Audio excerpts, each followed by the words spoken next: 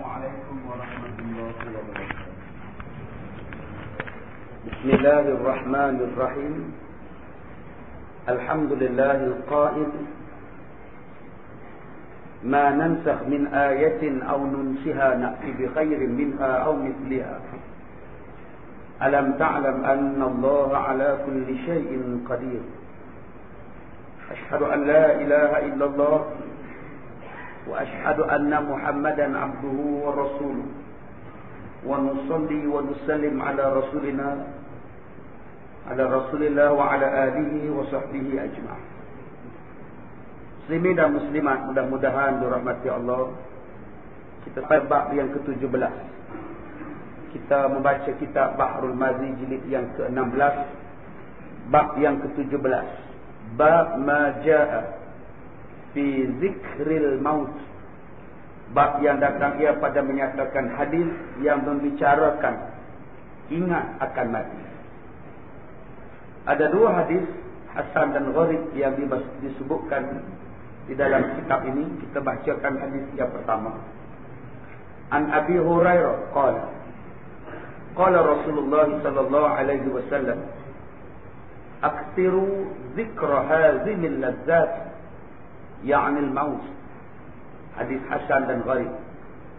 Daripada Abi Hurairah katanya, telah bersabda Rasulullah sallallahu alaihi wasallam: banyakkan olehmu mengingati yang memutuskan kesedapan, yakni mati. Yang kedua, an Hani maula Uthman qala kana Uthman idza waqafa ala qabrin baka hatta tuballa lihyatuhu faqila lahu tadhkarul jannata wan nara fala tabki wa tabki min hadha faqala inna an-nabiy sallallahu alaihi wasallam qala innal qabra awwalu manazilil akhirah fa in naja minhu fama ba'dahu aysaru minhu wa in lam yanju fama ba'dahu ashaddu minhu. Qala wa qala Rasulullah sallallahu alaihi wasallam: ma ra'aitu manzaran qattu illa al-qabru afza'u minhu. Hadis hasan gharib. Daripada hari hamba merdeka kepada Uthman bin Affan. Katanya adalah Uthman bin Affan satu hari berdiri di hadapan kubur. Bila berdiri di hadapan kubur, menangislah Uthman ini sampai basah janggutnya. Maka dikatalah orang baginya, engkau ni wahai Uthman, bila ingat akan syurga, bila disebut tentang neraka, engkau tidak menangis. Tetapi engkau menangis bila engkau berada di kubur. Bila sebut neraka, engkau tak menangis. Sebut syurga, engkau tak menangis. Kenapa bila sebut kubur, bila engkau tengok kubur, engkau menangis? Maka jawab Sayyidina Uthman bin Affan, bahawasanya Nabi SAW telah bersabda. Kata Nabi bahawasanya awal-awal kubur ini ialah awal tempat turunnya akhirat. Sebelum sampai ke akhirat, kita punya transit di mana? Di kubur dahulu. Maka jika selamatnya, maka barang yang selepas daripada kubur ni lebih mudah daripadanya. Kalau kamu selamat transit di dalam kubur, maka selamatlah kamu selepas kubur. Tetapi jika kamu tidak selamat, maka barang yang akan kamu jumpa selepas kubur adalah lebih sangat daripadanya, lebih sangat menakutkan, menyusahkan kamu lagi. Katanya lagi, telah bersabda Nabi SAW: tiadalah aku lihat akan yang dilihat sekali, melainkan kubur lebih keji daripadanya. Kata Rasulullah SAW, satu tempat di dunia ni yang paling aku takut, yang paling membimbangkan aku, kata Rasulullah, ialah kubur, kerana azabnya. Muslimin dan muslimat, dua hadis ini akan kita bacakan huraiannya yang ditulis di dalam kitab Bahrul Mazi insya-Allah. Ketahuilah wahai saudaraku, Siapakah orang yang lupakan mati? Tolong bagi tahu siapa yang lupa mati. Semua orang yakin bahawa dia akan mati. Seronok macam mana pun, dia akan sampai kepada satu tahap kematian. Malah tanda-tanda kematian itu sentiasa melingkari kita. Apa tanda-tanda melingkari kita? Ada orang kata tanda-tanda nak mati uban. Padahal banyak yang tak ada uban mati. Yang uban penuh tak mati-mati je pun. Replay tu penuh uban tak mati bergelak. Ada yang kata bila lupa tu tanda-tanda nak mati. Orang yang ingat banyak pun mati. Tak kata lupa nyanyuk saja mati. Ada orang yang nyanyuk tak mati-mati pun. Lambat lagi nak mati. Nampak gaya sihat walafiat nyanyuk saja. Jadi bila sebut macam ini, dia kata mati ni siapa-siapa pun boleh. Matinya bila-bila masa. Boleh dikatakan setiap-setiap waktu orang-orang tahunya dirinya mati. Tapi Allah ni maha bijaksana, tuan-tuan. Berapa banyak pilot kapal terbang yang mati ketika sedang bawa kapal terbang. Allah ni maha penyayang. Bismillahirrahmanirrahim. Allah tu maha penyayang. Buatnya pilot tu mati tengah bawa kapal terbang. Siapa nak pergi replace tempat dia pula? Pramugari kata, encik-encik, pilot mati. Siapa boleh bawa semua? Sudah tuan-tuan. Co-pilot pun koma pula. Ada co tak apa dia pula. Tak ada apa benda ni. Macam mana cerita ni tuan-tuan? Siapa tuan-tuan tengok tak? Berapa ramai orang yang mati sedang bawa kereta? Berapa ramai orang yang mati sedang bawa bas ekspres? Memang ada kemalangan. Tapi Allah Ta'ala pilih tu baik. Ada yang mati atas katil, ada yang mati di hospital, ada yang mati di rumah, tak menyusahkan orang lain. Kalaulah Allah Ta'ala ni cabut orang mati, bawa kapal terbang mati 400, 500 di belakang dia macam mana? Kalau driver bas tengah-tengah bawa tu datang sakit jantung, muka dia tersembam atas steering tu, macam mana nak buat? Tapi Allah ni maha penyayang. Mati tu orang tu Allah pilih tempat-tempat dia. Inilah rahmat daripada Allah Subhanahu Wa Taala. Itu yang kita kena syukur. Bukan makna pilot ni tak mati masa bawa kapal terbang. Tak, boleh mati juga. Cuma saya sebutkan tadi, berapa ramai yang dah mati? Jarang. Sebab apa? Rahmat Allah yang Allah Ta'ala bagi kepada kita. Baik. Al-jawab. Sesungguhnya semua orang tahu akan dirinya mati. Dan yakin ia tidak ada siapa yang kekal di dalam dunia. Tetapi sungguh pun tahu, selalu dia nak mati. Dia tahu yang dia nak mati, selalu pula ia lalai. Dan dia tidak ingat akan tarikh kematian dia. Semua orang percaya. Tuan-tuan pergi tanyalah orang kafir. Dia pun ingat mati. Dia pun sebut mati. Tanya pada orang Islam, kamu yakin pada mati? Yakin. Tetapi yang selalunya ialah lupa, lalai, ghaflah, tara. Ya, dia lupa. Yang Nabi SAW sebut kepada kita tentang manusia-manusia yang jahat. Di antaranya jahat ialah orang yang lupa. Sehinggalah wa nasiyal maqabir wal bila. Sehinggalah dia lupa tentang kubur dan balasan yang menunggu di dalam kubur. Ini manusia yang lupa, yang banyak macam itulah. Ya, bila dapat nikmat dia lupa, bila sihat dia lupa yang mati ni bila-bila masa saja boleh sampai. Lalainya itu, yakni selalulah lupa dirinya boleh mati dalam keadaan segar dan segar.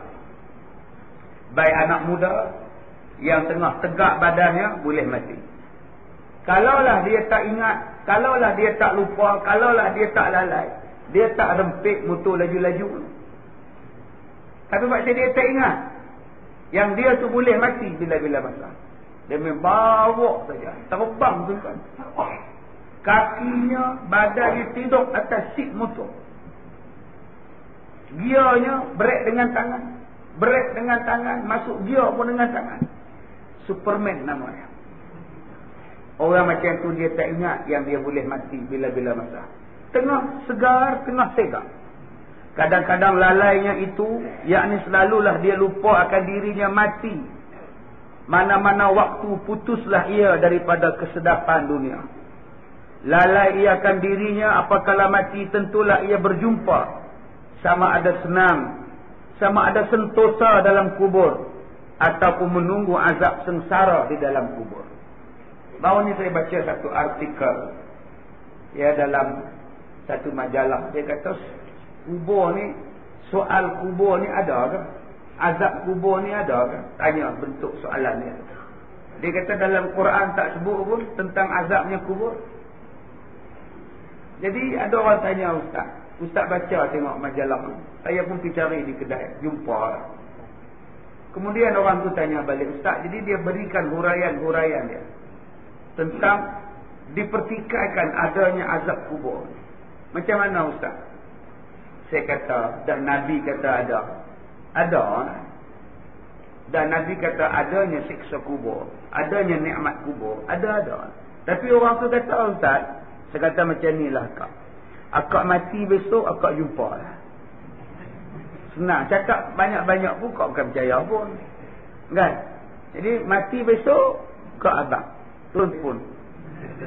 Dia pesan sebelum mati tu suruh dia tinggal handphone, iPad ke apa ke, senang cakap. Tolong telefon kita orang yang hidup. Kami pun nak tahu juga. Kena yakin tak bahawa adanya nikmat kubur dan adanya azab kubur. Nabi sebut dalam hadis. Malah Quran pun sebut kepada kita tentang pagi petang. Orang yang dapat masuk neraka, orang yang diazab, ditunjukkan pada pagi petangnya, tempat-tempatnya di dalam neraka macam liang-liang, lubang-lubang neraka. Dan orang yang mendapat nikmat di dalam syurga, insya-Allah, dalam kuburnya telah diberikan gambaran nikmat-nikmat di dalam syurga yang menunggu kepada dia pada waktu pagi dan waktu petang. Jadi kita kena yakin, kubur itu nampak saja di atasnya sunyi. Tuan-tuan nak gotong royong atas kubur dia nampak sunyi, tapi dalam tu macam-macam bunyi. Cuma tuan-tuan takkan dapat dengar bunyi dia. Ustaz tu ada satu ustaz penceramah tu, dia kata dia ada rakaman suara kubur di Rusia kan. Tu dia tunjuk dalam ceramah motivasi tu. Dia kata, hampa dengar. Ni, bunyi kubur ni ketika mereka sedang duk lombong arang batu di Rusia ni. Dengar betul-betul. Suara orang menjerit ni. Pakak duk. Rupa-rupanya tu rakaman internet daripada YouTube.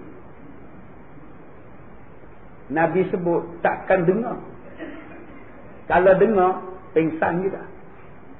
Dalil tak dengar tu apa? Tuan-tuan bawa kereta pergi terowong Kuala Kangsar. Line tak dapat, radio tak dapat, sebarang bentuk bumi tak dapat. Bila duduk dalam tu, sebarang bentuk frekuensi tak dapat. Sebab itu Osama bin Laden duduk dalam gua, Amerika tak tahu. Sebab frekuensi dia tak ada. Duduk dalam tanah, lubang tikus, lorong tikus, mana boleh Israel tahu? Sebab tanah itu menjadikan mati segala frekuensi. Okey Ustaz, kalau ada siksa kubur, apa kata macam kami ni ada LCD lah, kamera mu ada, jadi wayar ni kami masuk dalam kubur dengan kamera boleh lihat. Malam-malam pasarnya dalam kubur, dalam di masjid Ustaz, nak tengok ada dah malaikat mai godam dia. Jawapan dia tak ada. Tadi Ustaz kata adanya siksa kubur, tapi buat siapa kami tengok sini tak ada? Jawapan dia sebab kita berada di alam yang lain. Kita berada di alam dunia, dia berada di alam kubur. Alam kubur dengan alam dunia tak sama.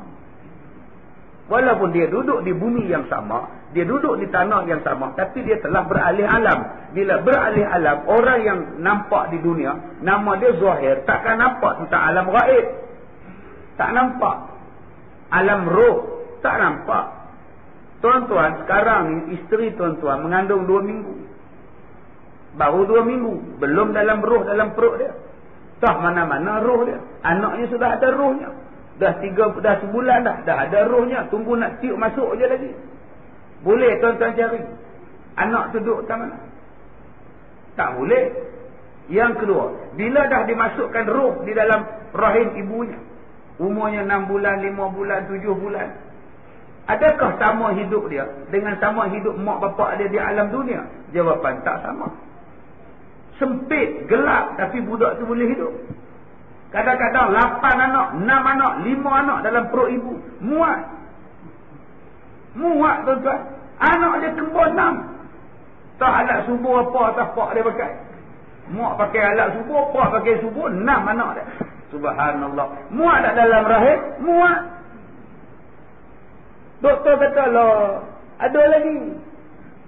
Habis orang keluar, alhamdulillah lah, selesai dah. Ada lagi, tarik keluar belada. Kira-kira 6. Sekarang ni tuan-tuan ambil 6 baby tadi, tuan-tuan jolok masuk balik. Pak Sepok tak boleh masuk pula, baru sat-sat keluar. Dia baru je beranak 10 minit. Takkan tak boleh masuk balik? Tak boleh masuk dah. Sebab dia telah bertukar ke alam dunia. Tadi alam rahim. Tadi muat, sekarang tak muat lah. Pasal apa tak muat ustaz? Baru 10 minit. Sebab dah bertukar alam. Tadi alam rahim. Memang muat. Sekarang alam dunia. Tak boleh muat lah. Itu nampak perbezaan alam itu. Alam dunia, mereka makan kot mulut. Alam rahim, makan kot pusat. Sebab tu tuan-tuan jangan bayangkan bila isteri tuan-tuan minum kerek susu tu, anak nganga dalam perut. Baby, mama nak minum kerek susu ni, nganga ya? Nganga. Anak pun naurah duk nganga. Tak ada maknanya tuan-tuan. Jangan tuan-tuan marah isteri tuan-tuan makan sambal belacan pula. Kamu ni tipak. Makan pedas-pedas tu. Kesian anak dalam perut tu pedas. Tuan-tuan makanlah durian ke apa ke, tak ada kesan pada budak tu. Sebab dia bukan makan di situ. Sebab itu dipanggil sebagai alam rahim. Serupalah di dalam alam kubur. Tuan-tuan takkan boleh dengar walaupun tuan-tuan letak mikrofon dalam kubur. Tak boleh. Sebab tu saya tegur ustaz. Jangan bawa cerita nak menakutkan orang, nak memberi insaf kepada orang dengan cerita bohong. Walaupun niat kamu bagus, nak bagi takut budak-budak, tapi tak betul, haram, pasal menipu. Niat tidak boleh menghalalkan cara.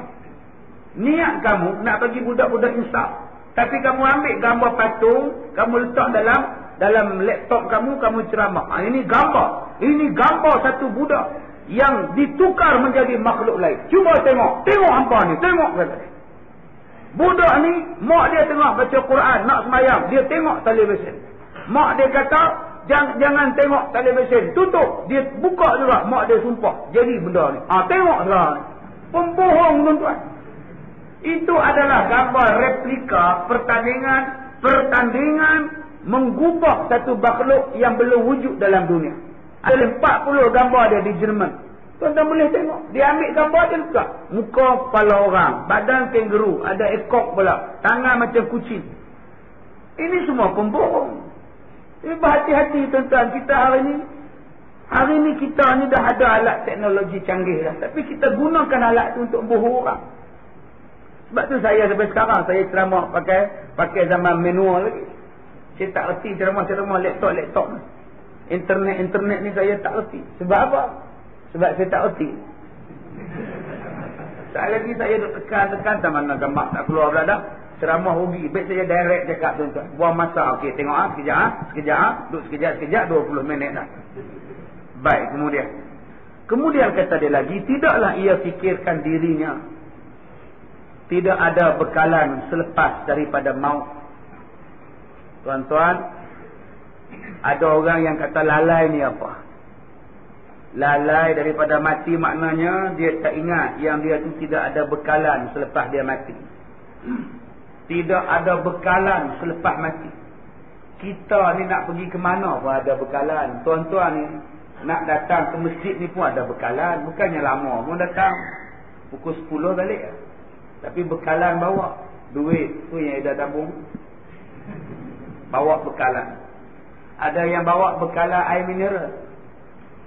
Bolam beg dia. Agak-agak dah agak dia minum air mineral. Baru nak datang masjid. Kalau kita nak balik kampung, apa bekalan kita? Beg. Bonet penuh dengan beg. Anak satu beg. Isteri satu beg. Pak satu beg. Nak ke mana yuk? Balik kampung di Kuala. Kalau tuan-tuan nak pergi ke Mekah, lagi banyak bekalan. Korosol haji saja 18 kali. kursus haji. Kamu nak ke mana? Kursus haji. Sebab nak pergi haji. Bekalan. Belum masuk lagi barang nak pergi beli, nak buat haji. Beg sebelum pergi haji tu, beg haji saja 4 kali 6 kali buka. Asal tutup buka, asal buka tutup. Cuba tuan-tuan tengok orang nak pergi haji. Letih buka tutup beg. Datang kawan ni dia tanya, kan ihram kamu berapa helai? Saya bawa 2 helai. Buat apa bawa? Di sana banyak, membawa duit je, berat kamu je. Buka balik, tutup balik. Datang hamba Allah lain pula, berapa helai bawa ke ihram? Mas, saya bawa duit je. Ya Allah, buatnya duit kamu hilang. Mana kamu nak cari ke ihram? Bawa lah balik. Udah bubur balik. Menang tuan-tuan. Selagi tak berangkat, tuan-tuan janganlah manggakan beg. Sebab macam-macam orang datang, macam-macam dia kata. Macam-macam dia kata. Berapa banyak kamu bawa selipar? 2 pasang. Mana cukup? Sana hilang, kamu tahu. Kalau hilang 1, ada lagi spare. Bawa 5. 5 ni. Dah nak niaga ke aku? Datang kawan ni buat apa ni? Kita tawakal pada Allah aja. Taknya hilang selipar kamu. Bawa 1 dah lah. Lempar 4, tinggal 1 pula. Itu baru nak pergi haji 40 hari, 50 hari je. Bekalannya ya Allah. Langsung sambal dia bawa. Yang sekarang ini kita nak menuju ke alam akhirat. Bekalan lagi banyak. Tapi berapa banyak bekalan ke akhirat? Zikirnya kurang. Baca Qurannya kalau hari Jumaat saja. Malam Jumaat saja. Semayang sunatnya tunggu Ramadan. Puasa sunat tunggu dekat-dekat puasa baru nak puasa sunat. Sedekah tunggu bulan puasa. Kalau itulah sikitnya tuan-tuan, rugilah kita. Bahkan katanya sentiasalah ia di dalam lalai, kerjanya menghimpun dunia dan bersedap-sedap cara dunia sahaja. Sebab itu Nabi SAW dia sebutkan kepada kita dalam satu hadis. Kata Nabi SAW, وهو يقرأ ألهاكم التكاثر قال يقول ابن آدم مالي وهل لك من مالك إلا ما تصدقت فأمضيت أو أكلت فأفنيت أو لبست فأبليت. Nabi SAW satu hari dia baca surah Alhaakumut Takatsur hatta zurtumul maqabir. Manusia ni kerja dia harta. Kata Nabi, yaqulu ibnu Adam mali. Anak Adam ni kata Nabi, kerja dia sebut mali. Oh, yang di Afrika tu kau Ustaz? Bukan, tu negara Mali. Mali maknanya harta saya. Tu rumah saya. Tu kereta saya. Tu kebun saya. Yang tu dusun saya. Yang tu motosikal saya. Yang tu rumah saya. Yang tu tanah rumah sewa saya. Itulah kerja manusia. Mali. Hartaku. Kata Nabi, apa yang kamu sibuk? Wahallaka min malika. Apa yang kamu sibuk dengan harta kamu sangat-sangat? Kata Nabi, harta kamu ni ada 3. Yang pertama kata Nabi, illa ma tasaddaqta fa amdaita. Harta kamu yang pertama, harta yang kamu sedekahkan pada jalan Allah, dan kamu hanya akan dapat rasa nikmat sedekah itu fa amdaita. Dah lepas mati nanti baru kamu rasa. Sekarang kita tak rasa. Tuan-tuan, bagikan harta tuan-tuan tadi barang RM1, RM2 dalam tabung masjid. Sekarang memang tuan-tuan tak rasa. Bila nak rasa, akan datang. Lepas lagi ni tak ada apa dah. Fa'amdaita. Habis-habis tu tak ada. Mana ada tuan-tuan bagi RM10 balik rumah sat lagi dalam bank tambah RM1,000? Tak ada. Habis lah. Yang habis-habis tu habis. Tak ada. Nombor 2 kata Nabi, au akalta. Harta yang kedua ialah yang kamu makan. Akalta. Benda yang kamu makan. Bila kamu makan, fa'afnaita. Dia jadi apa? Lepas kamu makan, jadi apa? Tak tahu. Melabur.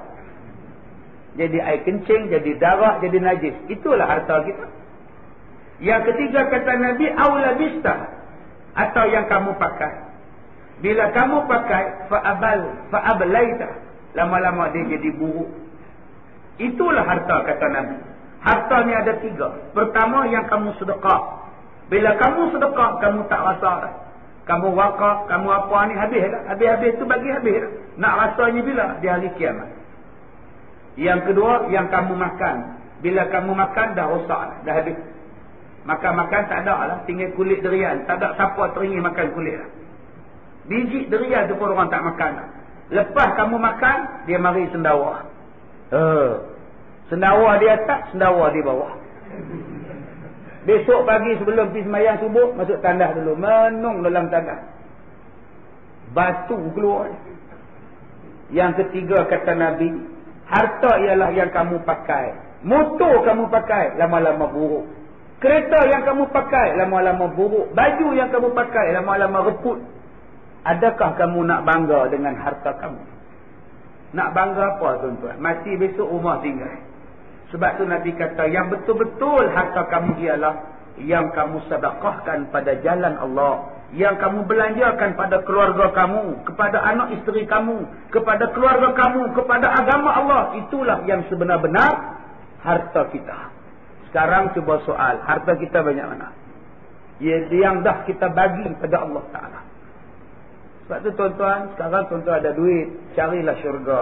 Belilah syurga dengan sedekah. Beli syurga dengan duit, tuan-tuan. Apa jalan dia? Sedekah. Ni, puasa dah dekat. Cari jalan. Tuan-tuan tengok dalam kawasan tuan-tuan, mana lagi surau masjid yang tidak ada pengajian. Bagi dekat jawatan kuasa, nak tambah pengajian. Saya bagi peruntukan. Ni malam ni tuan-tuan, kita tengok semua orang tak ada kitab. Saya seorang ada kitab. Dah hamba Allah lain pula yang mai protestan. Alhamdulillah, syukur pada Allah. Dulu skrin kita ni tak ada, ada hamba Allah wakaf pula. Syukur pada Allah Ta'ala. Jadi kalau semua surau masjid ada skrin macam ni tuan-tuan, untung. Ada LCD macam ni, untung. Kalau tidak ada pengajian, pasang LCD. Ceramah Ustaz Kazim. Betul tak? Betul? Ustaz tak datang. Malam ni Ustaz Zainal sakit perut. Semalam dia makan julak. Sekarang kita ganti dengan ceramah VCD Ustaz Kazim. Semua orang bakal dengar. Ni manfaat. Pahalalah orang yang sedekah tu. Surau ni rasa hangat sangat. Peluk sampai ke paha dah ni. Tak apa, saya bagi ekor. Semuanya ini bermanfaat dan itulah sebenar-benarnya sedekah kita. Dan bila kita dah bagi itu bukan lagi duit kita, itu bukan lagi akaun kita, itu bukan lagi LCD kita. Sebaliknya ia telah menjadi hak mutlak Allah, hak mutlak orang ramai. Dan kita akan dapatnya itu hanya di hari kiamat. Tunggu mati baru kita rasa. Bila kita mati nanti baru kita tahu, menyesalnya aku tak bagi dulu. Kalaulah aku tahu, aku akan bagi banyak-banyak. Dalam kubur dah menyesal. Sampailah dalam syurga masih lagi menyesal. Kata Rasulullah, ada orang yang masuk syurga lah. Dia kata, kalau macam inilah nikmat syurga, aku bagi banyak-banyak masa hidup dulu. Kalau bagi macam ni pun dah dapat macam ini. Kalau bagi harta banyak itu pun dah dapat syurga macam ini. Bayangkan kalau aku bagi lebih banyak daripada ini, mestilah berlebih-lebih kali gandanya nikmat dalam syurga. Sebab itulah disebut hari kiamat ni hari penyesalan. Nama kiamat tu dekat 100 nama. 100 nama. Yaumul jaza, yaumul ni, macam-macam. Yaumul akhirah, yaumul qiyamah. Macam-macam nama. Salah satu namanya ialah hari penyesalan. Pak saya pun menyesal. Silap aku buat jahat. Tak boleh baliklah ke dunia. Silap aku buat sikit ibadat. Kalau aku tahulah macam ini nikmat, aku buat banyak-banyak. Jadi tuan-tuan, janganlah menyesal di hari kiamat baru nak menyesal. Sekaranglah menyesal. Sementara boleh buat ibadat. Sekaranglah kita menyesal. Aku nak cover balik. Tapi Ustaz, saya dah tua Ustaz. Semayang pun lutut cabuk lah Ustaz. Semayang duduk. Duduk pun Ustaz, lengah pinggang Ustaz. Semayang tidur, semayang sunat tidur. Orang yang semayang sunat, kalau dia semayang sunat tidur, dia duduk, dia dapat pahala setengah daripada pahala orang yang berdiri. Orang semayang sunat boleh duduk walaupun sihat, tak salah. Masjid kita buat 20 rakaat. Tu imam pula habis semuka 1 rakaat. Lama gila. Lamanya tak pahala. Agak-agak tak larat, duduklah. Tapi saya sihat Ustaz. Semayang sunat boleh duduk walaupun sihat, tapi pahalanya setengah orang berdiri. Kalau setengah saya tak nak Ustaz, saya berdiri juga nak dapat pahala 1. Tapi kalau tuan-tuan sihat, saja-saja nak duduk boleh, tapi dapat pahala setengah. Kalau sihat, janji semayang sunat. Kalau tuan-tuan sihat, tuan-tuan tak nak duduk, tuan-tuan nak berbaring, semayang sambil baring, boleh dapat setengah daripada yang duduk. Jadi malam Ramadan nanti rasa ramai yang tidur. Janji setengah kena. Dia bawa pantai lagi. Tak salah. Tetapi kalau tuan-tuan sakit, tak boleh berdiri, tetap kena semayang duduk, maka pahalanya sama macam pahala orang semayang berdiri. Tak kurang wala sikit. Sebab kita bukan duduk kerana suka-suka. Kita semayang duduk kerana uzur. Pahalanya macam orang yang berdiri. Tetapi kalau tuan-tuan sihat, saja-saja nak semayang duduk, semayang sunat, pahalanya setengah. Jadi tidak ada alasan. Kalau tu imam semayang tarawih, baca ayat panjang, tidak ada alasan tuan-tuan balik awal. Tak tahan Ustaz, lama. Dia tak apalah, dia muda. Dan saya dah berumur. Kalau begitu, Tuan Haji duduk, semayang sunat duduk. Tapi kalau semayang duduk pun Ustaz rasa macam tak puas Ustaz. Ada je jawapan. Balik rumah dia makan terkedarak kerang rebus lah, apa benda lah. Rupanya nak balik awal sebab nak sambung makan. Macam tak pernah makan. Baik, kemudian. Dan kata dia lagi, maka yang demikian itu telah diberi ingat oleh Nabi SAW. Janganlah lalai dengan dunia. Dunia ni tuan-tuan, kalau kita ikut memang seronok lah. Janganlah duk bersedak-sedak dengan barang yang tiada kekal. Sebentar jua di dalamnya. Kalau orang tu minum arak, selama mana nak sedap dia? Bila dah biul, tak sedap lah. Orang yang berzina, selama mana nak sedap dia? Tengah-tengah zina, polis tangkap. Susah hati lagi. Buat apa? Orang yang berjudi, cara mana sedap dia makan duit tu? Dapat 1,000, habis. Dapat 10,000, habis. Dapat 50,000 pun habis. Tak mana sedap? Orang yang tak menutup aurat, tak mana yang sedap tak menutup aurat? Nyamuk, ketik perut dia. Semut gatal, ketik. Apa yang sedapnya tak menutup aurat tu? Tak mana yang sedapnya? Tak ada sedap. Kalau sedap pun tak lama. Maka lebih baiklah kita ini berbuat ibadat, berhadap kepada mempersediakan bekalan kita untuk tinggal di negeri yang kekal.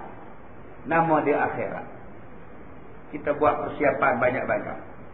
Maka ubat supaya kita bersedia kepada mempersediakan bekalan tinggal di negeri akhirat, negeri yang kekal. Tidak ada bekalan lain melainkan berbanyak-banyak mengingati mati dan apa yang jadi selepas daripada mati. 2 benda yang Nabi suruh kita ingat. Yang pertama, ingat mati. Yang kedua, ingat benda selepas kita mati. Apa yang akan berlaku selepas kita mati? Ibu-ibu, akak-akak nanti nak tidur malam, cuci muka. Ambil cuci muka. Kemudian ambil kain tuala, lap. Ambil whitening cream, sapu pula. Ambil krim malam, sapu pula. Sebelum sapu tu, cuba ingat. Cantik muka aku, licin. Tak berubah sejak 30 tahun dulu. Itulah fair Allah beli.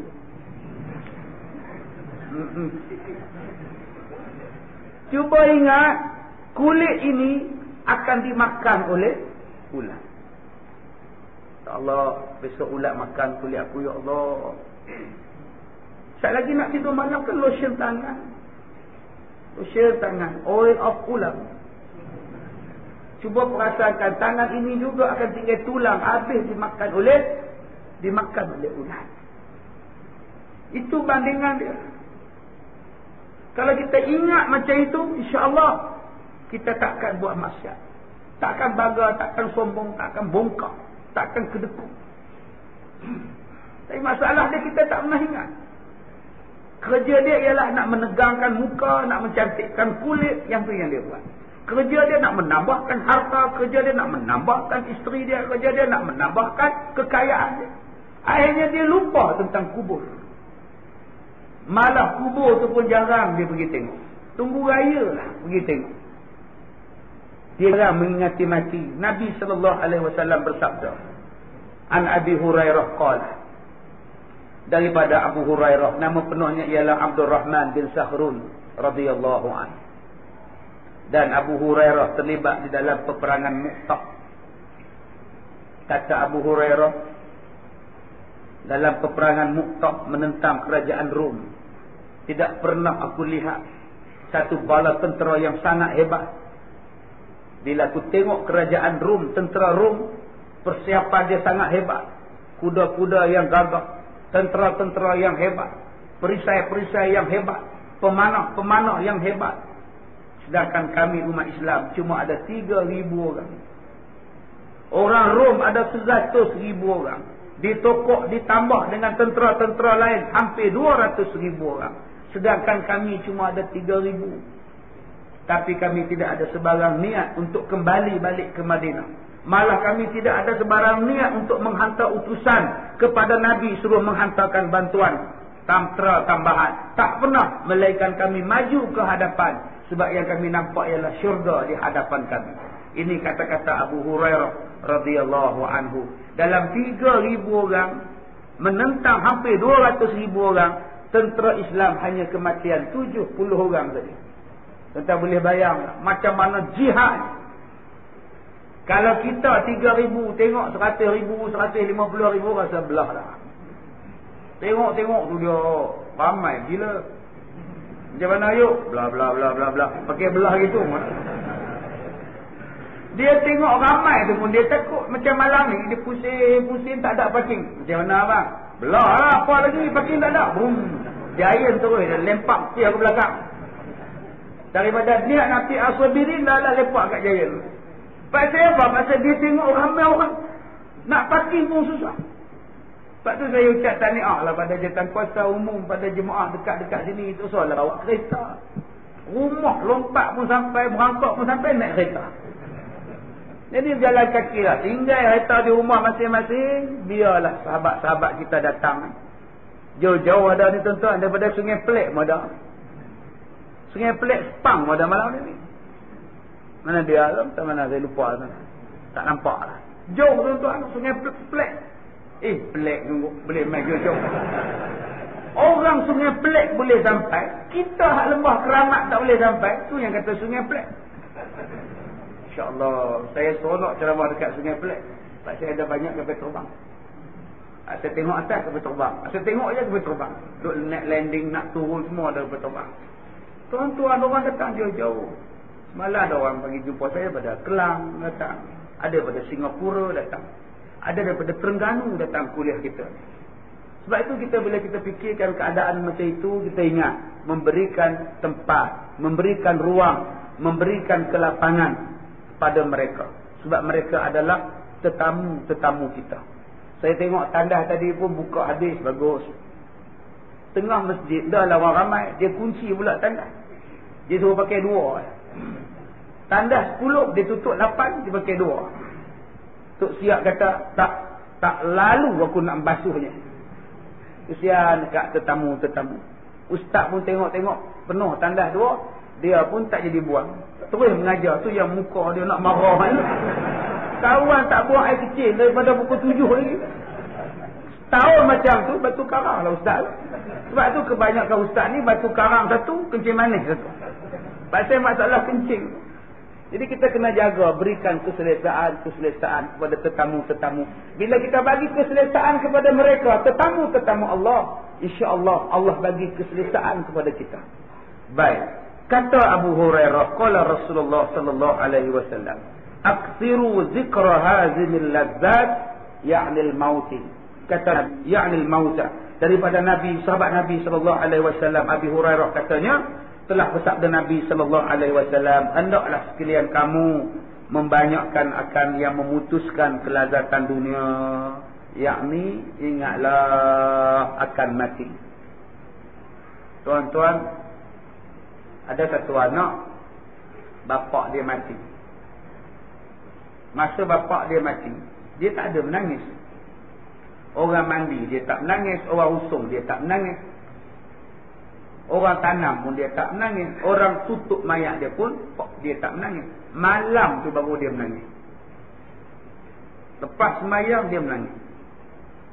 Orang tanya pada dia, sebab apa menangis? Dia kata, bapak dia dulu, masa bapak dia duduk dengan dia, malam-malam dia pasang lampu untuk bapak dia, supaya bapak dia tak gelap. Sekarang bapak dia dah mati. Saya tertanya-tanya, siapalah yang pasang lampu pada bapak saya dalam kubur? Mesti gelap bapak saya. Sebab tu saya menangis. Yang kedua, dia kata, bapak saya ni sebelum dia tidur, saya teman dia sampailah dia tidur. Sekarang bapak saya dah mati. Siapa yang teman bapak saya dalam kubur sekarang? Sebab tu saya fikir, bapak saya siapa teman? Saya menangis. Bila bapak saya dah tidur, saya ambil selimut, saya selimutkan bapak saya, supaya tak ada binatang yang gigit dia. Sekarang bapak saya dah mati, siapa yang selimutkan bapak saya dalam kubur? Saya duk fikir benda itu, sebab itulah saya menangis. Baru dia menangis, sebab dia ingat benda yang datang selepas kematian. Tuan-tuan, semua benda kita dah rasa.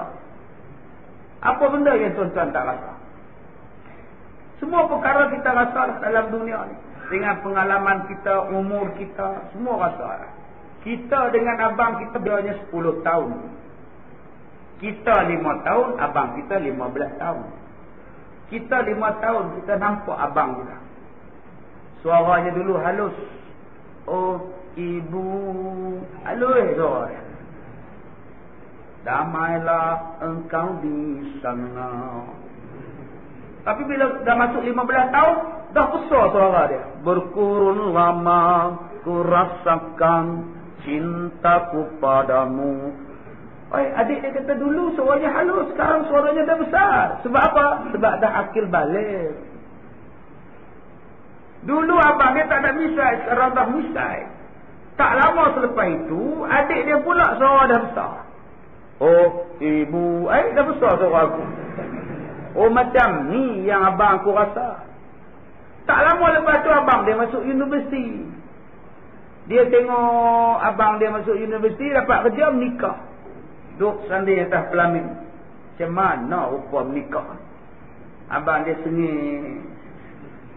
Ya, mak andam kata, angkatlah muka tu. Angkat. Dia tunduk, ya, dia pun angkat. Senyumlah sikit. Senyum. Dia dekat pengantin. Orang suruh tengok ke tepi tingkap, dia pun tengok. Takkan belah kiri je, belah kanan pun nak tengok juga. Tengok. Kesian kat pengantin tu. Jadi macam orang bodoh.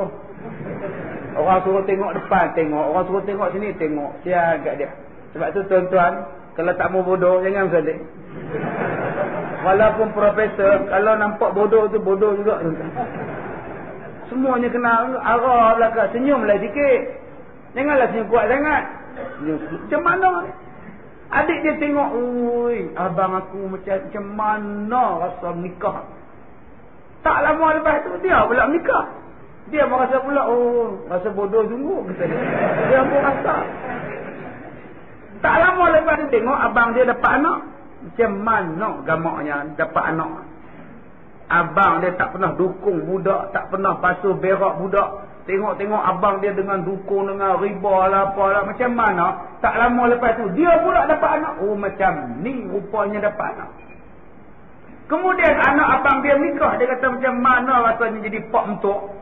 Tak lama lepas tu, dia pun jadi pak mentua. Menantu dapat. Tak lama lepas tu dapat cucu. Abang dia sengih dapat cucu. Tak lama lepas tu, dia pula rasa macam mana dapat cucu. Dia rasa apa yang abang dia rasa. Satu hari abang dia mati. Satu hari dia tengok abang dia duduk dalam kubur. Yang tu saja yang belum kita rasa. Yang lain semua dah rasa. Tapi yang tu bila abang dia rasa, abang dia tak boleh bagi tahu. Yang lain-lain abang dia boleh bagi tahu. Abang, rasa suara besar lagu mana abang? Oi, suara besar rasa banggalah. Abang, macam mana abang rasa menikah? Oi, anak yang punya. Dunia ni anak yang punya. Abang, macam mana abang rasa dapat anak? Tak tahu nak abang lah. Hampa bagi 1 juta pun tak mahu nak anak aku ni. Sayang. Abang, macam mana rasa dapat menantu? Letih lah.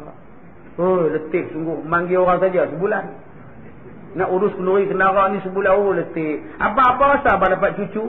Ya Allah, rasa seronok lebih daripada dapat anak. Abang, apa rasa mati? Abang dia diam.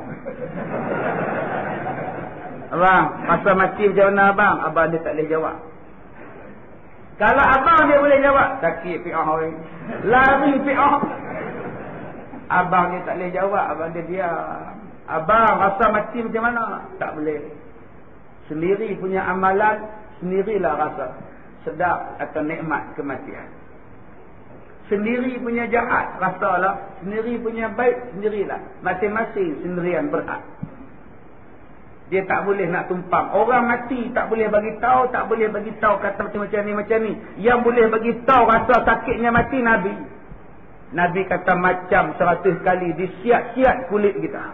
Hidup.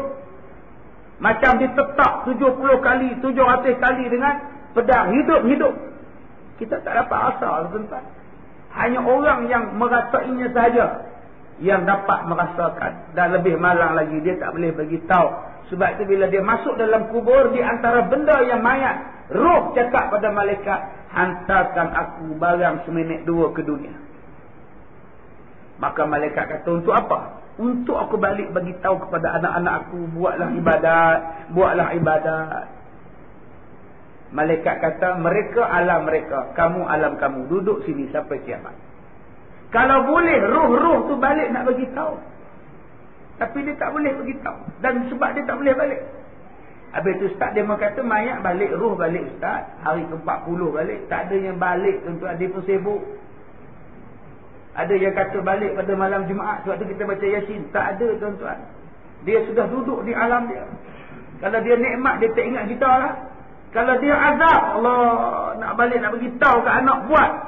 Kalau kita dah tahu dah Nabi menceritakan macam itu, tak payahlah roh mak bapak kita balik. Sekarang lah kita buat ibadat. Sebab Nabi dah cerita soalan bocor. Buatlah ibadat. Apa lagi tuan-tuan? Kita dah umur kita ni, apa lagi nak tengok televisyen? Apa lagi? Salah ke Ustaz tengok TV? Tak salah. Tetapi ibadat mesti lebih lama daripada tengok TV. Tuan-tuan tengok Hindustan 2 jam setengah. Boleh? Baca Quran 4 jam setengah. Lama ya Ustaz. Untuk akhirat lebih lama pada dunia. Kalau begitu tengok TV setengah jam, baca Quran sejam. Baru betul. Tak salah tengok TV. Tambah TV tu pula tak pasang apa. Lagi tak salah. TV tu tak ada switch apa, fuse apa pun tak ada. Buka on, switch on tak. Tengok TV. Lagi tak salah. Tapi sayang kita duk tengok. Hari ni Rosyamno jadi hero. Besok dia berlakon jadi korporat. Lusa dia berlakon jadi anak darka. Duk tengok dia. Buhung belakang nama dia berlakon. Tapi kita tetap tengok juga. Kita duk tengok cerita Hindustan. Sedangkan kita dah tahu kesudahan dia mesti hero menang. Tahu dah hero tu menang. Orang jahat mesti kena tangkap. Last kali Inspektor Sahab sampai. Pom-pom lah cerita Hindustan. Kita duk tengok pasal apa lagi. Tak payah tengok dah. Ultraman Taro tu mesti menang. Tak payah tengok dah. Tak payah tengok dah. Mesti raksasa tu mampu berkecai kena tembak dengan dia. Pangkar. Buang masa dah. Ultraman tu bodoh tuan-tuan. Bila raksasa muncul di tengah-tengah pekan kota Tokyo, dia pun terbit. Ini tahun 70-an kita tengok dulu-dulu. Keluar raksasa. Dia lompat, dia terajang, dia angkat. Tak menang-menang juga. Sampai lampu dia merah. Ni nak. Tu nak habis power dah. Power dia tembak. Kalaulah dia tembak awal-awal kan senang. Raksasa menggalam, Atromen pun datang. Perak bangka. Selesai kata dia. Ini tidak. Dia tolak jatuh bangunan, jatuh tali api, semuanya tu. Kilang-kilang musnah. Ini zaman kecil-kecil dulu tengok. Sebab tu saya tak tengok dah. Dulu kita tengok. Bila kena tipu tu tak mau tengok. Tapi kalau kita dah tahu dah benda tu tipu, duk cokoh tengok lagi, nama dia lara. Sia-sia. Jadi sekarang ni kita kena carikan masa kita untuk buat ibadat pada Allah. Sebab Allah Ta'ala kata bukan sia-sia hidup kita di dunia ini. Adakah kita ni sangka bahawa kita ni hidupkan Allah di dunia kita ni dihidupkan oleh Allah sia-sia? Abasa saja-saja ke tidak? Tidak. Ada tujuan, ada matlamat. Matlamatnya ialah untuk mengabdikan kepada Allah diri kita. Ya, untuk beribadah kepada Allah. Baik. Hadis ini ialah hadis yang hasan lagi gharib. Masalah ke-78. Banyak-banyak mengingati mati. Sesungguhnya dengan sepotong hadis dalam Masailah 77. Dalil atas bahawasanya Nabi menyuruh sekalian orang Islam biar sentiasa ingat akan mati.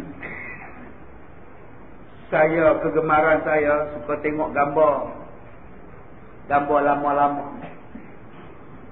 Gambar orang lama-lama. Bila saya pergi balik kampung ke, pergi rumah orang ke, ditunjuk album gambar tok nek kita dulu-dulu, saya seronok. Mereka tu pernah hidup. Mereka pernah hidup macam kita. Dan selepas ini kita akan menyusul mereka. Tu lagu Wali Bank. Lagu Wali Bank kan. Ya, tengoklah di sana, ingatlah di sana. Mereka yang berada di tanah, kita juga akan menyusul mereka. Ingat sobat, ingatlah akhirat sobat gitu. Ingat kubur, tengok gambar, tonton tengok televisyen, tengok semua orang pernah hidup. Saya tengok cerita isi neraka 1960. Tengok macam mana kisah orang menentang Islam dalam cerita isi neraka. Semuanya mati habis. Habis. Saya tengok tu, ya Allah, mereka tu pernah hidup. Nyanyi lagu Can Mali Can, hoi Can Mali Can, katipang payung, apa guna menjadi orang kaya kalau hati tidak riang dan ria? Lebih baik jadi macam kita, merompak, merayau, menyiksa. Oi, gitu dia. Can Mali Can kan cerita Samsing ni. Bunyinya buruk, lebih baik jadi macam kita, merompak, menyiksa, merayau. Mati habis dah. Ahmad Si mati, Ibrahim Pendek mati, Ahmad Mahmud mati. Saya bila tengok tu, ya Allah, saya perasan apa? CD saya beratus-ratus di pasaran. Bila saya mati, orang tengok, dah mati dah ustaz. Dulu mengajar, dah mati dah. Sekurang-kurangnya saya masih ada jasa, masih lagi ada sumbangan. Saya cerita pasal hukum, masih lagi pahala. Tiap-tiap kali tuan-tuan pasal je, sampai pahala saya dalam kubur. Bayangkan kalau CD yang saya buat, CD jahat. Tiap-tiap kali orang tengok, apa jadi? Sebab tu tuan-tuan, berbuatlah bakti. Berbuatlah bakti untuk kita sendiri. Habis tu ustaz, takkan kami nak jadi penceramah. Kami nak boleh ceramah ustaz. Bakti ni banyak. Jadilah pembakti. Tuan-tuan wakaf kitab. Pergi putus stek kapal ke, pergi wakaf tak di masjid. Lepas wakaf sebulan mati. Tiap-tiap kali orang buka, udah mati itu hajinya wakaf ni. Itu yang saya tak berani wakaf ustaz. Takut sebulan lepas tu saya pula. Saya bagi contoh aja. Ingat tuan-tuan, tak mau wakaf pula. Supaya semua orang ada kitab, dapat pahala tuan-tuan. Itulah amalan kita, itulah pembaktian kita. Baik, sesungguhnya dalam tadi dia kata sudah maklum bahawa mati ini semua orang pasti rasa, lambat cepat awal dulu, susah senang. Ada yang mati dalam tidur, ada mati tengah kuliah, ada mati tengah kerja, ada mati tengah makan. ada mati tengah jahat, ada mati baru rompak bank. Baru rompak mati. Ada yang mati dalam keadaan sedang derhaka pada mak, ada yang mati sedang jaga mak, ada yang mati aksiden. Ada 99 cara mati. Tuan-tuan buka dalam kitab Baharul Mazi jilid 18, katanya ada 99 cara mati. Dan cara mati yang last sekali ialah mati kerana tua. Kerana tua mati juga. Jantung tak sakit, darah tinggi tak ada, kencing manis okey. Semua tak ada. Saya Ustaz so far so good. Okey Ustaz, sakit tak pernah Ustaz. Alhamdulillah. Tak tahulah bila nak mati Ustaz. Tak mati-mati lagi. Dia mati dengan tua. Habis cerita. Dan kalau kamu selamat dengan satu jalan kematian, kematian yang lain akan menunggu jalannya. Tuan-tuan bawa kereta 4 wheel drive, bawa laju ni, pam rempuh pokok, keluar selamat, airbag semua keluar, kiri kanan atas bawah airbag keluar. Orang pun tolong buka pintu. Okey awak. Okey don't worry. Okey, thank you. Airbag ada. Dia pun keluar elok. Alhamdulillah, syukur. Alhamdulillah, selamat. Janji nyawa selamat, kereta boleh ganti. Nyawa tak boleh ganti. Dia lupa pokok tu nak patah. Dia langgar pokok tu tumbang. Bam, timpa. Dia mati kena timpa dengan pokok. Bukan mati accident. Itulah bandingan mati. Kalau kamu selamat dengan satu jalan, jalan lain menunggu kamu. Jaga-jaga tuan-tuan. Jangan kita rasa bila kita selamat daripada satu kematian, kita dah bebas, lepas. Tidak. Kematian cara lain pula datang. Ini yang kita takut. Kita tak boleh yakin yang kita boleh hidup sampai besok. Kita tidur tak lagi, mungkin kita tidur terus. Tidur selama-lamanya. Jadi yang ni yang kita kena ingat. Bila kita nak pergi bila-bila masa, apa kita kena buat? Dia kata, ingatkan mati supaya kita kurang tamak, kurang haloba atas mengumpulkan dunia. Kamu ni kerja sampai semayang pun terlepas. Kamu tak ingat mati ke? Kamu ni keluar pagi-pagi, balik malam-malam, semayang tidak, mandi tidak, semayang Jumaat pun kamu lebuh. Kamu tak ingat mati ke? Dan supaya menyempurnakan apa-apa ketentuan Tuhan dengan cukup sempurna, sebelum kita mati tuan-tuan, kita kena buat satu perkara. Apa perkara dia? Tidak ada seseorang pun yang ada kaitan dengan kita selepas kita mati untuk mendakwa kita di hari kiamat. Ini benda yang tuan-tuan kena buat. Bila kita meninggalkan dunia nanti, tuan-tuan tidak ada masalah dengan orang lain. Siapa yang mati macam itu, alhamdulillah, dengan isteri reda.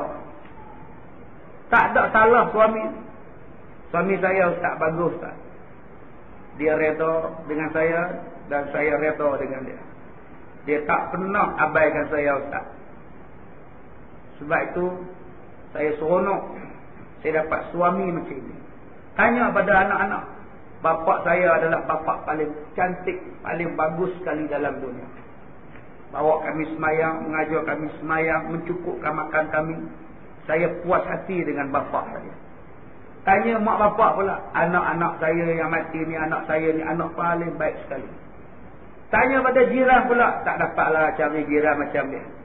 Cukup bagus, cukup baik. Tanya pada jemaah masjid, Tuan Haji tu macam mana? Allahu Akbar. Kami ni bila dengar dia mati, rasa luluh hati kami. Semua diam. Dah meninggal, semua diam. Innalillah. Hari itu semua tak menyembang. Balik-balik habis sembahyang terus balik. Hati ni. Dulu lepas sembahyang menyembang juga. Bila dengar dia mati, balik rumah menung. Nampak? Tanya pada rakan-rakan seofis dengan dia. Allahu Akbar.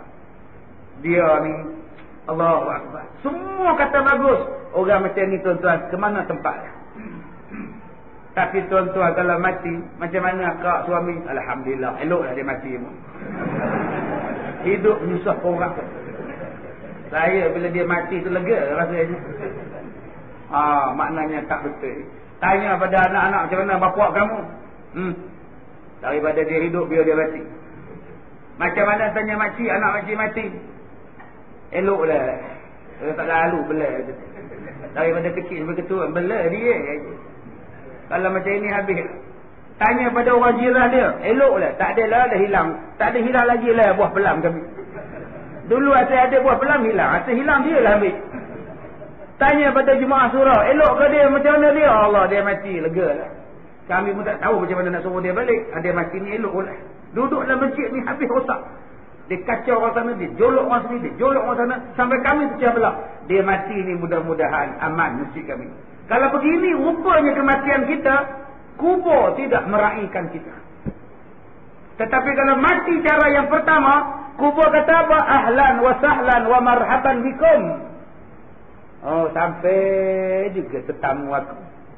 Dulu aku nengok kamu aja. Lalu bila nak datang juga kamu ya. Kubur cakap. Kubur dakap macam kita ni menyusu anak.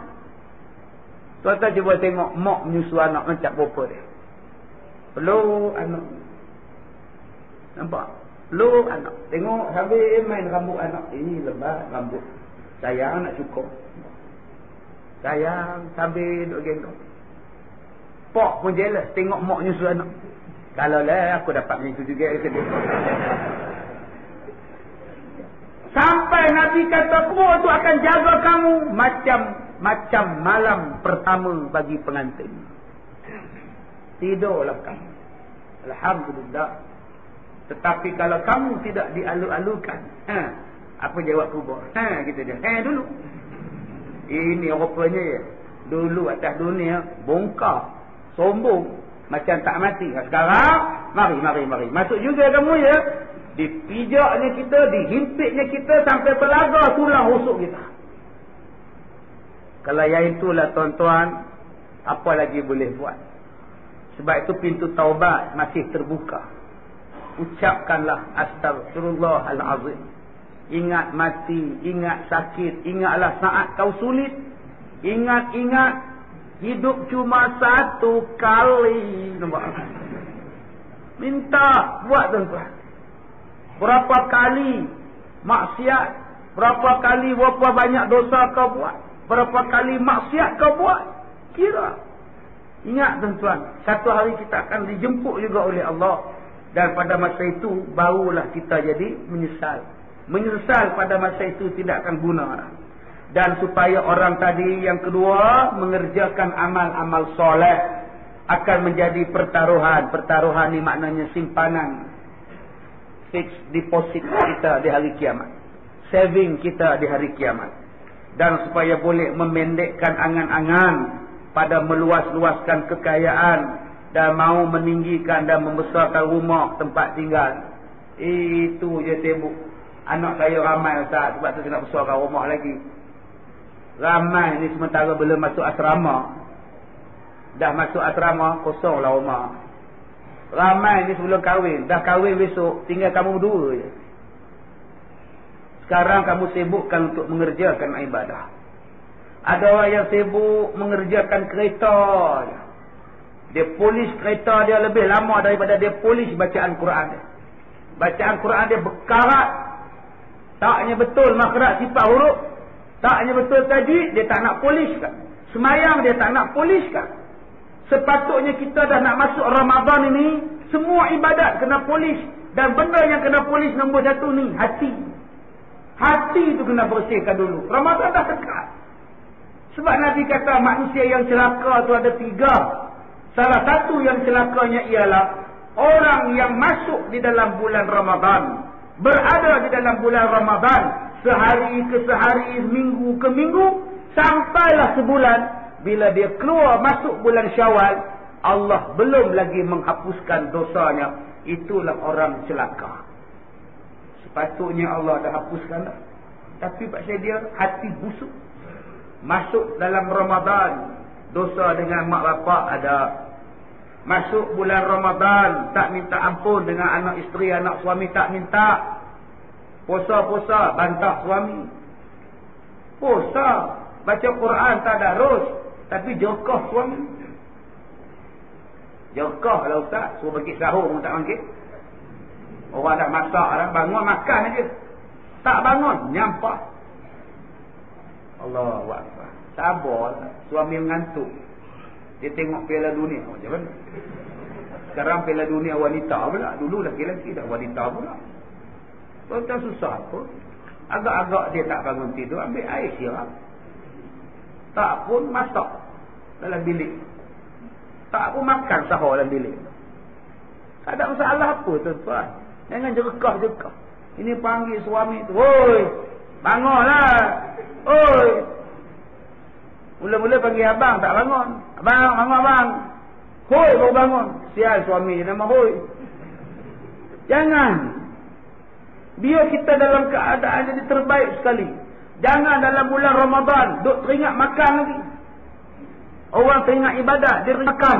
Jangan dalam bulan Ramadan ni masih lagi ada sifat hasad dengki. Habiskan tuan-tuan. Sebelum masuk Ramadan ni, bersihkan hati kita. Tidak ada sifat hasad. Tidak ada lagi sifat dengki-dengki. Biar kita masuk dan kita berenang dalam bulan Ramadan dengan penuh tawaduk. Man shoma Ramadana imanan wahtisaban. Dengan penuh keimanan, dengan penuh pengharapan, penghisaban. Allah ampunkan dosa-dosa kita. Baik. Masalah, ingatkan azab kubur. Sesungguhnya kubur itu ialah tempat turun seseorang yang meninggal dunia ini. Tempat mula-mula turun ialah kubur. Namanya malam pertama di alam barzakh. Ya, malam pertama di alam barzakh. Kita tuan-tuan rasa-rasa malam pertama ni lepas ke tak lepas? Tahu. Masing-masing balik rumah menung. Saya kena menung, tuan-tuan kena menung. Balik menung, ya Allah, kalau aku mati malam ni agak-agak lepas dah, ya Allah. Tak lepas, bila taubat, pintu Allah, pintu taubat terbuka. Jangan termenung yang lain. Kita banyak termenung lain. Hutang. Hutang. Ingat, sebab tu Nabi kata jangan hutang. Hutang ni menjadikan kita hati tak tenang. Sekarang ni semua orang tak tenang pasal hutang. Semua orang jadi penakut pasal hutang. Cubalah tuan-tuan tak ada hutang. Tuan-tuan mesti berani. Tuan-tuan akan hidup dengan tenang. Tapi pasal hutang tu menjadikan tak tenang. Tidur atas tilam pun tak tenang. Abang, tadi kod memok telefon. Tilam kita dah 2 bulan tak bayar. Kalau minggu depan tak bayar, dia ambil bang. Malu bang, jalan-jalan tengok bang. Rumah kita rumah pangsa pula, apartmen pula abang. Nak turun lift, nanti orang tanya, kenapa angkat tilam ni? Tak bayar, malu bang. Aduh. Lebih baik kita tidur atas toto pun tak apa. Daripada tidur atas tilam yang hutang. Tidur atas toto tak berdosa. Yang berdosanya tidur atas pok toto. Tidur atas toto tak apa, tidur lah tuan-tuan. Baru RM50, RM60 cari hak tebal sikit. Abang, tak ada tilam ke abang? Duit tak ada, toto ni pun okey lah pak. Janji, tak ada hutang, tenang hati. Sekarang semua hutang, tengok kereta hutang. Sehati, tengok televisyen hutang. Tengok anak sekolah hutang. Budak universiti, keluar universiti hutang. Banyaknya hutang. Tengok bil saja sebulan dekat 40 bil. Daripada indah cantik, water cantik, sampailah kepada bil telefon. Bil Astro, bil itu, bil ini, ya Allah. Banyaknya hutang. Kita hidup dan bekerja hanya untuk bayar hutang. Kalaulah kita tidak berhutang, banyak ibadat kita boleh buat. Tapi kita terpaksa bekerja keras kerana nak cover hutang. Sebab tu Nabi pesan, kalau boleh elak-elakkanlah hutang. Kalau nak hutang, hutanglah secara Islam. Jangan mudah-mudah berhutang. Tuan-tuan ingat glamour ke pakai kad kredit? Tak glamour lah. Orang miskin je pakai kad kredit. Tak ada duit berhutang ke orang. Cuba tuan-tuan henakan budaya hutang. Ini duk bangga pula. Ada 100 kad kredit. You nak yang mana? Menung cashier tu. Semua boleh encik. Cuba tuan-tuan henakan budaya-budaya berhutang. Lama-lama, sian kamu ya. Beli barang RM40 pun hutang. Kamu miskin ke?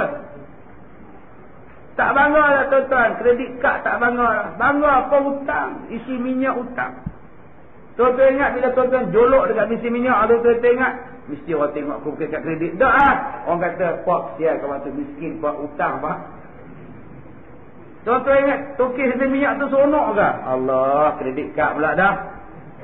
Satu kerja pula dia nak pergi claim kat tu. Dia lebih suka dengan cash lagi. Jadi cuba kita ubahkan budaya-budaya hutang ni menjadikan satu budaya yang enak pada kita. Tapi sekarang kita hiaskan budaya-budaya ni jadi hebat.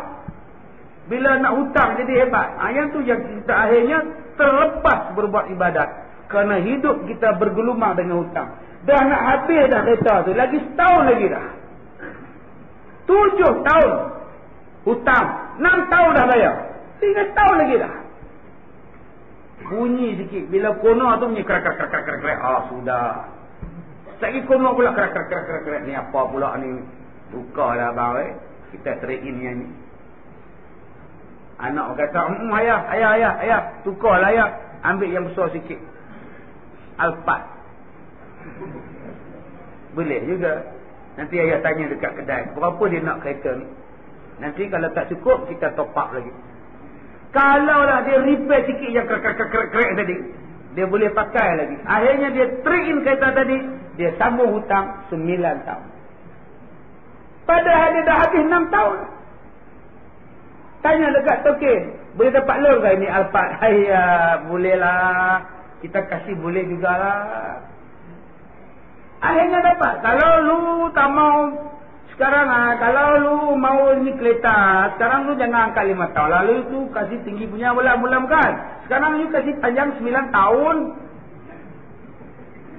2,400 kalau 7 tahun 2,400 Sekarang kalau lu angkat itu 9 tahun 1,600 saja. Boleh juga ya, nampak. Tadi 2,400. Kamu panjangkan 9 tahun, turun 1,600. Dia nampak 1,600, dia tak nampak. Lagi 2 tahun nak kena tambah. Akhirnya sampai ke pencen, belum habis hutang dia lagi. Kalau lah dia fikir betul-betul, kalau aku sabar sikit, lagi setahun dapat geran dekat aku. Tak fikir dah masalah kereta. Sampailah kereta ni rosak teruk, aksiden dan sebagainya. Barulah mendatangkan ketenangan kepada kita. Tapi masalah kita hari ni tawaran-tawaran. Kita tengok orang lain pakai, kita tengok orang ni buat, akhirnya kita buat.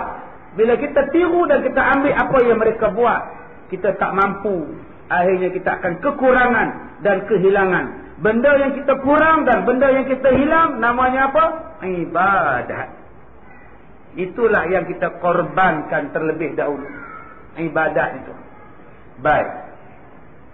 Maka siapa daripada orang Islam ini ingat mulanya tempat turunnya, serta ingatkan azab kubur dan barang azab barang yang kemudian daripada itu, maulah takut kepadanya. Melainkan orang-orang yang tak percaya kepada azab kubur dan kebangkitan kubur, maka dia tak rasa apa-apa. Sebab tu dulu ada seorang penulis Astora apa, dia kata mana ada azab kubur. Ya, Astora Jubuk ke apa agak ya, dulu. Dia kata mana ada azab kubur. Astaghfirullahalazim.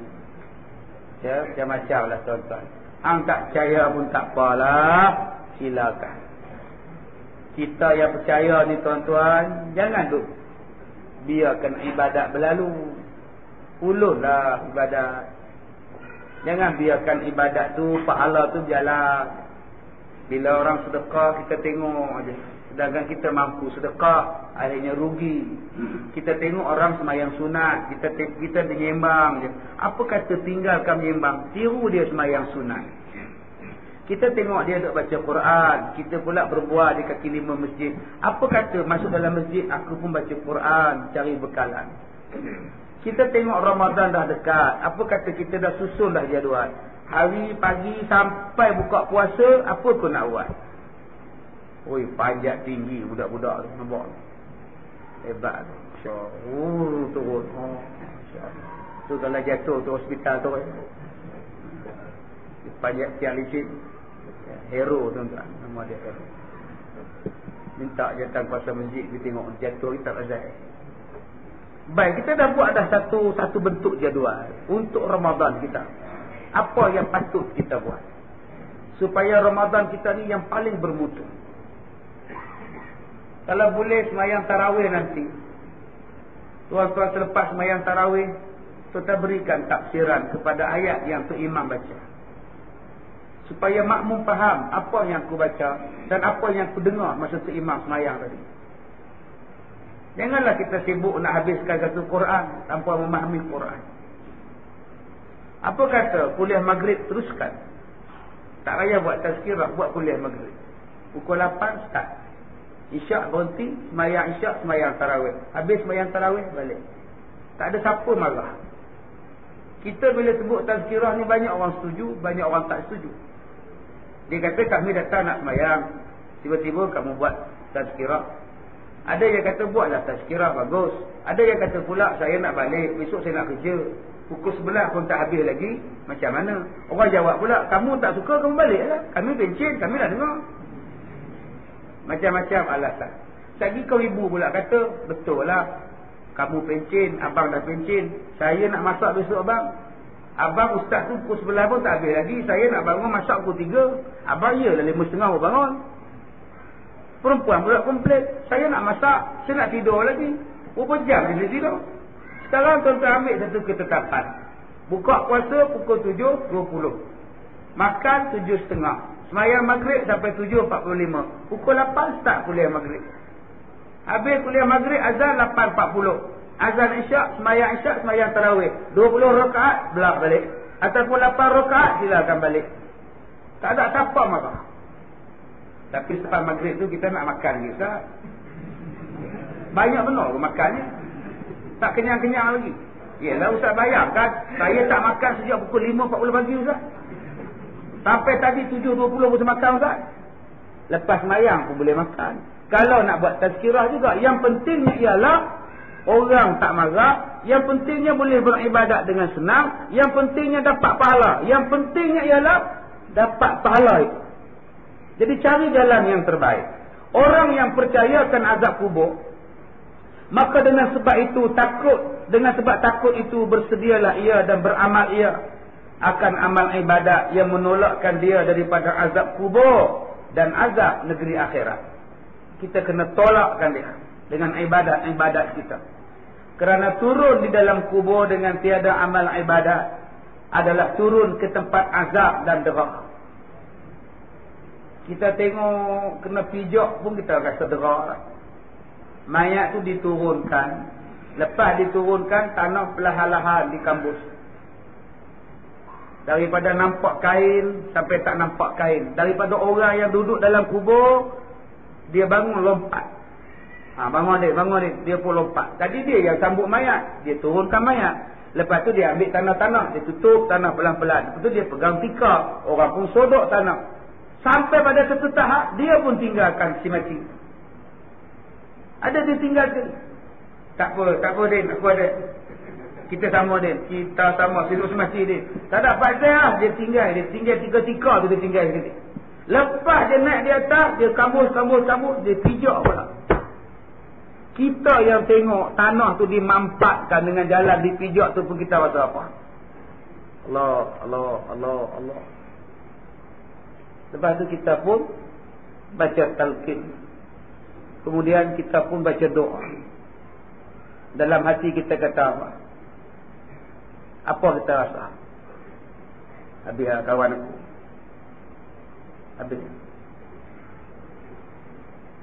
Habis.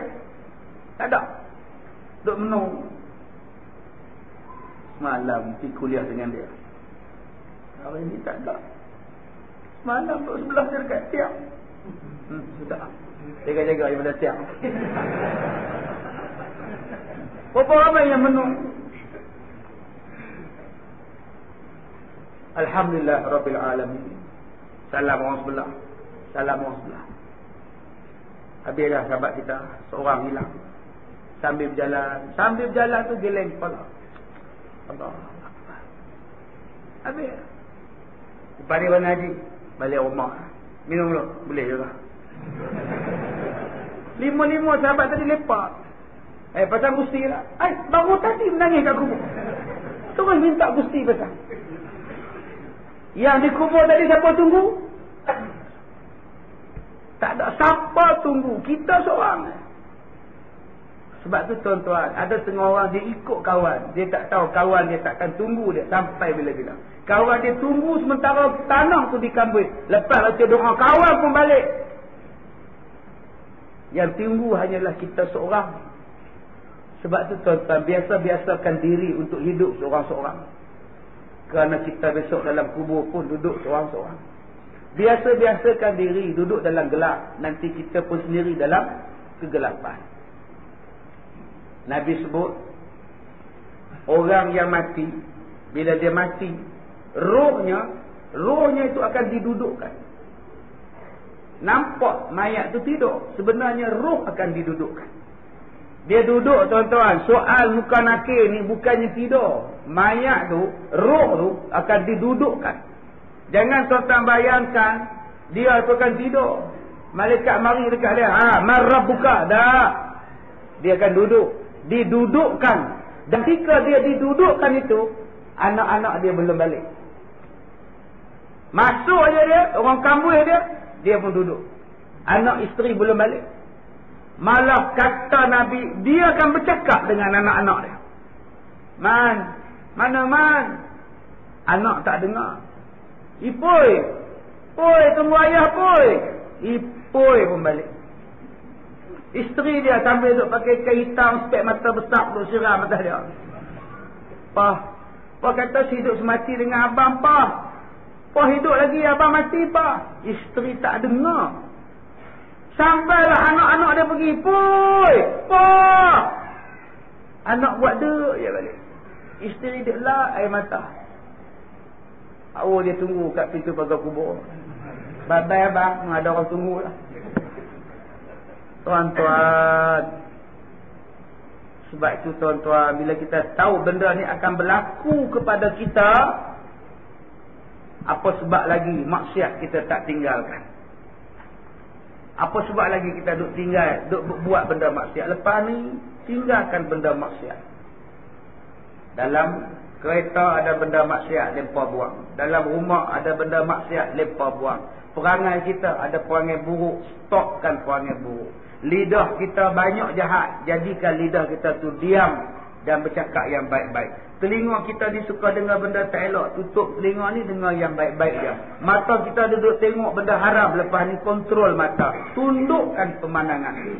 InsyaAllah tuan-tuan, malaikat suka dengan kematian kita, malaikat sambut kematian kita, dan kubur itu akan menjadi tempat yang nikmat kepada kita, tidak menjadi tempat yang sempit dan tidak menjadi tempat yang gelap, insya-Allah. Kita akan sambung lagi pada kuliah yang akan datang tentang kubur ini. Saya bacakan tadi Anhani tadi ni, kenapa yang Uthman menangis? Jawab Saidina Uthman, apa nangis? Sebab kata dia, kubur inilah tempat permulaan. Kalau kubur itu baik, baiklah nikmatnya selepas kubur. Tetapi kalau kubur itu jahat, bermakna siksaanlah yang akan menunggunya di hari kiamat. Jadi tuan-tuan, yang menjadi penentu kepada kita ialah kubur. Jadi jadikan amalan kita untuk menjadikan kubur kita ini baik, dan insya-Allah kita akan baik bila berjumpa dengan Tuhan. InsyaAllah pada kuliah yang akan datang kita akan baca satu hadis, man ahabba liqa Allah ahabba Allahu liqa'ah. Barang siapa yang suka jumpa Tuhan, nescaya Tuhan suka berjumpa dengannya. Bukan maksud di sini siapa yang suka mati bagus. Bukan.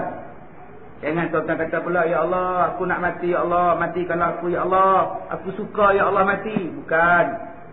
Di sini maksudnya ialah siapa-siapa yang mati ada tanda-tanda kesukaan pada wajah, maka Allah suka berjumpa dengan dia. Jadi ada lebih daripada 10 tanda-tanda. Orang-orang yang mati dalam keadaan baik, ada 10 tanda-tanda orang yang mati dalam keadaan Allah redha, maka Allah suka dengan dia. Nombor 1, tandanya ialah berpeluh di dahi.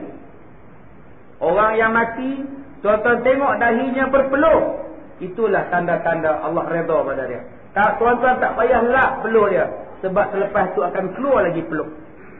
Ada setengah orang tak faham. Dia ambilkan tuala, dia lap peluh. Tak payah lap. Itu tanda dia. Nombor 1, berpeluh di dahi. Nombor 2, insya-Allah bulan depan. Ya. Kita jumpa bulan depan, ya. Lagi bagi tahu 10 ni tuan-tuan tak datang pula. Jadi tuan-tuan saya minta maaf jika terkasar bahasa. Bismillahirrahmanirrahim. Alhamdulillahirabbil alamin wassalatu wassalam ala Rasulillah wa ala alihi wa sahbihi ajma'in. Allahumma inna naj'aluka fi nuhuri a'da'ina wa na'udzubika min syururihim. Allahumma baddid syamlahum wa farriq jam'ahum wa shattit kalimatahum wa zalzil aqdamahum wa sallit alaihim kalban min kilabik ya qahhar jabbar ya muntaqim. Allahumma ya munzilal kitab wa ya mujriyas sahab wa ya hazimal ahzab ihzimhum wansurna alaihim walhamdulillahi rabbil alamin. Assalamualaikum warahmatullahi wabarakatuh.